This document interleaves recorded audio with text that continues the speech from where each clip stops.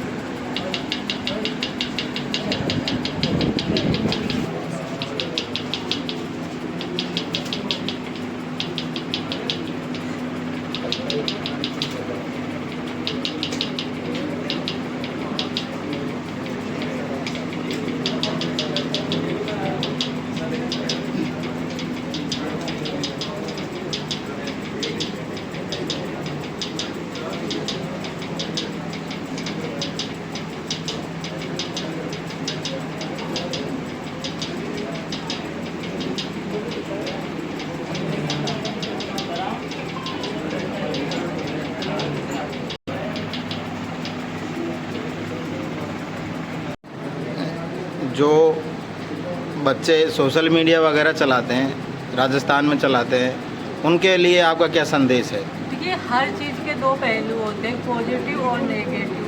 तो हमारे लिए तो यही बेटर रहेगा कि हम है ना सोशल मीडिया का सदुपयोग करें, ना कि दुरुपयोग। तो सोशल मीडिया पे ज़्यादा टाइम वेस्ट करना तो ना तो हमारी हेल्थ की उससे अच्छा रहता है, क्योंकि हेल्थ के काफ़ी नेगेटिव इफेक्ट रहते हैं। अगर आप लगातार मोबाइल फ़ोन के स्क्रीन में टच रहते हो तो हेल्थ के लिए भी नेगेटिव, आपका टाइम भी वेस्ट होता है और आपका ध्यान इधर उधर की चीज़ों पे भी जाता है। तो अच्छा रहेगा आप सोशल मीडिया का सदुपयोग करो। और ये सोशल मीडिया की वजह से बहुत सारी अफवाहें भी फैलती हैं, तो जो कभी कभी तो बहुत बड़ा दंगा बन जाता है। तो ऐसा बिल्कुल मत करिए, सोशल मीडिया का सदुपयोग करिए। आपके क्या सोशल मीडिया पे अकाउंट वगैरह हैं? बिल्कुल, अभी तक तो बिल्कुल नहीं है, लेकिन मैं जब से केबीसी में जाके आई हूँ तो मेरे भैया और जो आसपास के लोग और फ्रेंड्स हैं वो कह रहे कि मुझे सोशल मीडिया पे अकाउंट बनाना चाहिए, लेकिन अभी तक तो मेरा एक भी अकाउंट नहीं है और कुछ लोगों ने फर्जी भी बना रखे हैं। तो आपके क्या कारण है कि आपने सोशल मीडिया पे अकाउंट वगैरह नहीं बनाए? देखिए, सबसे बड़ा कारण तो यही था कि ना तो मुझे इतना टाइम नहीं मिलता, क्योंकि मैं जॉब करती हूँ, मैं सवाई माधोपुर में अकेली रहती हूँ, तो खुद का जैसे खाना बनाना जो भी काम है वो भी करती हूँ और पढ़ाई भी करती हूँ। दूसरी बात मतलब मैंने देखा है कि है ना जो लोग सोशल मीडिया का यूज करते हैं ना, उनको लत लग गई। वो बार बार सोशल मीडिया चेक करते रहते हैं, कितने लाइक आए, कितने व्यूज आए।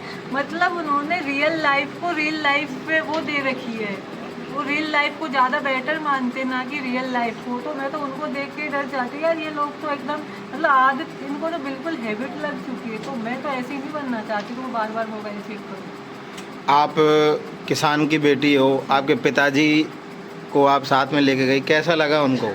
बहुत अच्छा लगा। और देखो, आप है ना पैसे तो किसी भी प्लेटफॉर्म से कमा सकते हो, लेकिन वो वहाँ पे आप सिर्फ है ना अपने ज्ञान और मेहनत के बल पे कमा सकते हो। दूसरी बात, मतलब सदी के महानायक से मिलना अपने आप में बहुत बड़ा अचीवमेंट है। आप अगर, क्योंकि आज तक तो हम सब ने उनको सिर्फ टीवी पे देखा और ऐसे डायरेक्ट फेस टू फेस बात करो तो अमेजिंग। मतलब वहाँ का जो एक्सपीरियंस था ना, वो सिर्फ मैं फील कर सकती हूँ, शब्दों में तो बता ही नहीं सकते। क्योंकि सबका ड्रीम रहता है कि है ना वो बिग बी सर से मिले, और मैं तो मिल चुकी हूँ। मैं उनसे 1-1.5 घंटे बातें की है। मैं तो बहुत खुश हूँ, और मतलब इतनी ज़्यादा खुश हूँ कि है ना मेरी लाइफ में जितनी भी प्रॉब्लम आएगी ना, उन पे ये खुशी हमेशा बाहर ही रहेगी। आपका जो गांव है वो सवाई माधोपुर में कौन सा गांव है? देखिए, मेरा गांव सवाई माधोपुर हेडक्वार्टर से 35 किलोमीटर दूर एंड हुआ है। हाँ। एंड हुआ गाँव। और आपके शिक्षा के बारे में? मेरी 10th तक की एजुकेशन तो गांव के सरकारी स्कूल से हुई है। उसके बाद मेरी 12th की सवाई माधोपुर से हुई है, और मैंने ग्रेजुएशन और पोस्ट ग्रेजुएशन दोनों सवाई माधोपुर कॉलेज से हुई। किस सब्जेक्ट में किए हैं आपने ग्रेजुएशन? ग्रेजुएशन तो मेरे हिंदी, हिस्ट्री, पॉलिटिकल साइंस था, और पोस्ट ग्रेजुएशन में पॉलिटिकल साइंस था। तो फिर आप कैसे आपका मानस बना केबीसी में जाने का? कहाँ आपने पहली बार देखा कि? देखो, केबीसी का जो शो तो मैं काफ़ी टाइम से देखती आ रही हूँ, क्योंकि इसमें जीके बेस्ड क्वेश्चन पूछते तो मुझे इंटरेस्ट था। तो पहली बार मैंने 2011 में देखा था, जब मैं 9th क्लास में पढ़ती थी, और तकरीबन मेरी उम्र 13-14 ईयर होगी, तब देखा था पहली बार। फिर मुझे इंटरेस्ट लग गया इसमें। उसके बाद में मेरी स्कूली एजुकेशन कंप्लीट होगी और फिर ग्रेजुएशन हुआ मेरा 2017 में। फिर मैं 2017 से ही कम्पिटिटिव एग्ज़ाम की तैयारी के लिए सवाई माधोपुर आई थी। तो यहाँ पे फिर मैंने न्यूज़पेपर में पढ़ा कि वो योगेश जी सर केबीसी में गए और 25 लाख रुपए जीत के आए। तो फिर मेरा दोबारा से इंटरेस्ट जागा कि क्यों नहीं अपन को भी ट्राई करना चाहिए इसमें जाने के लिए। तो मैं 2017 से कंटिन्यू ट्राई कर रही हूँ और मुझे 2024 में मैं घोषित पे पहुँची। अभी आप किस डिपार्टमेंट में जॉब करती हो? मैं अभी women empowerment department Sawai Madhopur में एज ए सुपरवाइजर पोस्टेड हूँ। और अब आप गंगापुर सिटी में और माधोपुर राजस्थान पूरे मतलब भारतवर्ष की जो बच्चियां हैं उनको क्या संदेश देना चाहोगे? देखिए, मैं संदेश तो यही देना चाहूँगी कि है ना, आप अपने आप को कमज़ोर बिल्कुल मत समझो, क्योंकि खुद को कमज़ोर समझना ही सबसे बड़ा पाप है। दूसरी बात, आप हमेशा पॉजिटिव रहो, क्योंकि वो कहते हैं ना कि हम जैसा सोचते वैसे ही बन जाते। तो मैंने तो खुद को कभी कमज़ोर समझा ही नहीं। तो मैं तो सबसे यही कहना चाहूँगी कि आप है ना, खुद को कमज़ोर मत समझो, पॉजिटिव रहो और कंटिन्यू मेहनत रखो। क्योंकि देखो, मेहनत भी होता है कि है ना, हम है ना बहुत जल्दी रिजल्ट्स का वेट करते हैं कि अब हमने 6 महीने पढ़ लिए, अब तो तुरंत जॉब लगनी चाहिए, अब फिर कुछ बड़ा धमाका होना चाहिए। ऐसा नहीं होता है। अगर आप कुछ बड़ा अचीव करोगे ना, तो उसके लिए आपको कंटिन्यू मेहनत की ज़रूरत होती है। क्योंकि अगर मान लो हमने कुछ मतलब, आपको लोकप्रियता और प्रतिष्ठा में अंतर होता है। आप लोकप्रियता तो कैसे भी कमा सकते हो, सस्ते साधन से भी, लेकिन प्रतिष्ठा के लिए तो आपको ज्ञान, लगन और मेहनत की ज़रूरत होगी और कंटिन्यूटी बहुत ज़रूरी है। क्योंकि मैं खुद 2017 से ट्राई कर रही हूँ। अगर मैं 2022 में छोड़ देती इसके लिए प्रिपरेशन करना, तो मैं आज पहुँचती ही नहीं। लेकिन मुझे खुद पे विश्वास था और मेरी जिद थी कि है ना, मुझे घोषित पे जाना है, तो मैंने कंटिन्यू मेहनत करी। जो लड़के लड़कियां रील्स बनाते हैं, अपना समय बर्बाद करते हैं और सोशल मीडिया के माध्यम से पैसा कमाना चाहते हैं, उनको क्या कहना चाहेंगे आप? देखिए, आप है ना, पैसा तो मैंने बताया ना कि आप पैसा तो किसी भी प्लेटफॉर्म से कमा सकते हो और सस्ती लोकप्रियता भी कमा सकते हो, लेकिन नॉलेज इज पावर, मतलब ज्ञान ही शक्ति है। ये आपका हर कदम पे आपका हेल्प करेगा। तो नॉलेज तो बहुत बड़ी पावर है। आप है ना, किसी भी चीज़ की कंपैरिजन नॉलेज से नहीं कर सकते। दूसरी बात, सोशल मीडिया की वजह से बहुत लोगों की लाइफ भी ख़राब हो रही है। कई बार तो मतलब ऐसा न्यूज़पेपर में पढ़ने में आया कि है ना, लोग रील्स बनाने के चक्कर में वो मतलब जोखिम, खुद को रिस्क ले रहे हैं, तो जोखिम भरे क्षेत्रों में चले जाते हैं, वो मतलब उनकी डेथ भी हो जाती है और उनकी पर्सनल लाइफ भी बहुत ज़्यादा डिस्टर्ब रहती है। आजकल कितने सारे तलाक वगैरह हो रहे हैं। तो सोशल मीडिया लाइफ को कंट्रोल कर रहा है, ऐसा नहीं होना चाहिए कि अपन सोशल मीडिया को कंट्रोल करें। पारिवारिक को कितनी लत लगी हुई है, छोटे छोटे बच्चों को बहुत ज़्यादा परेशानियाँ हो रही है हेल्थ रिलेटेड। पारिवारिक चीज़ों को लेके सोशल मीडिया का दखलंदाजी बहुत ज़्यादा बढ़ रही है, उसको लेके क्या कहेंगे आप? देखिए, लोग है ना, मतलब खुद की जो रियल लाइफ से ज़्यादा इम्पोर्टेंस वो रियल लाइफ को दे रहे हैं। मतलब खुद की लाइफ में क्या हो रहा है इस पर ध्यान नहीं दे रहे, बल्कि सोशल मीडिया पे क्या हो रहा है इस पर ध्यान दे रहे हैं। मैंने एक बार न्यूज़पेपर में पढ़ा था, जयपुर में एक लेडी जी को, छोटी बच्ची थी, तो है ना, उसे बहुत बुखार था, उसे बुखार का बिल्कुल ध्यान नहीं था बच्ची का, और वो सोशल मीडिया पे बिजी थी, तो उसकी वजह से वो डेथ होगी बच्ची की। बाद में उन दोनों का तलाक हो गया। तो मतलब इतना इम्पोर्टेंस सोशल मीडिया को, ये तो अच्छी बात नहीं है।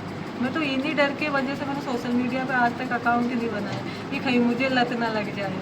तो वैसे आप सबको है ना, सोशल मीडिया का काफ़ी मतलब सदुपयोग भी है, बट वो अपने यूज करने के ऊपर कि आप कितना टाइम दे रहे हो, उसे कितनी इम्पोर्टेंस दे रहे हो। तो बेटर यही कि आप सोशल मीडिया यूज करो, बट उसका सदुपयोग करो, ना कि आप है ना उसके मतलब हैबिट लग जाए, एकदम लती हो जाए। ऐसा नहीं होना चाहिए। आप आगे अब क्या बनना चाहती हो, मतलब कुछ लक्ष्य है आपके? मेरी तो, मैं प्रोफेशन लाइफ में कुछ भी बनूँ, मतलब या आगे कुछ भी, लेकिन मेरी हमेशा कोशिश रहती है कि मैं इस देश की एक जिम्मेदार नागरिक हूँ। बाकी प्रोफेशन में तो मैं कुछ भी बनूँ, वो तो मैं मतलब सबसे पहले आप जिम्मेदार नागरिक बनना चाहती हो?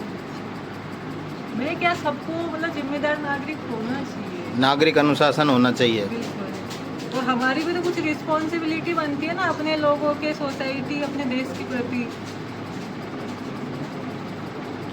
आप गांव में जब पढ़ती थी आपने कभी सोचा था कि मैं अमिताभ बच्चन से मिलूंगी पहली?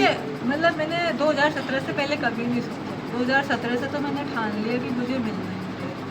आपके माता पिता क्या करते हैं? मेरे मम्मी पापा दोनों ही किसान हैं और मम्मी तो अनपढ़ ही है और पापा 9th पास है। तो आपने मदर को एजुकेशन के लिए कुछ? नहीं देखो, क्योंकि वो बिल्कुल ही अनपढ़ है, वो कभी वो गया ही नहीं स्कूल में। मैंने सिर्फ है ना उनको उनका नाम लिखना जरूर सिखाया। नाम लिखना सिखा दिया आपने?